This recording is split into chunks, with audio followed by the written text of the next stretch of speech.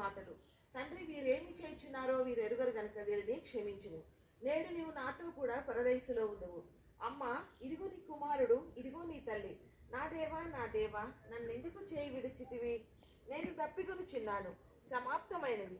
తండ్రి, నీ చేతికి నా ఆత్మను అప్పగించుచున్నాను. చివరిగా యేసు ప్రభు వారు పలికినటువంటి 7 మాటలు.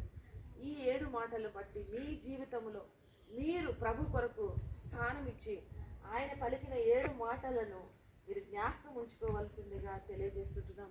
నిజంగా ఇవన్నీ చదివినప్పుడు నా హృదయం అయితే నిజంగా ఎంతగానో, అంటే క్రీస్తు ఇంతగా శ్రమపడ్డారని చాలా వేదనతో ఉన్నాను. సో మనము పరలోకంలో చేరాలంటే ఆ యొక్క ప్రేమ, క్రీస్తు ప్రేమ మనలో ఉండి ఆయన పొందిన దెబ్బల ద్వారా మనకు స్వస్థత కలిగింది కనుక అటు స్వస్థత పొందుతూ అన్నిటికంటే భయంకరమైన వ్యాధి పాప వ్యాధి. ఆ పాప వ్యాధి నుండి విడుదల పొందాలి అంటే క్రీస్తు రక్తం మాత్రమే.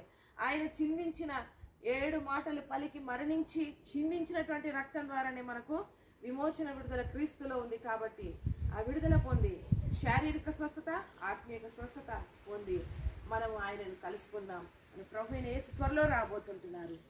ఆ యొక్క రాజ్యంలో మనం అందరూ కూడా చేరాలని ఆకాంక్షిస్తూ ముగిస్తున్నాను. Praise the lord.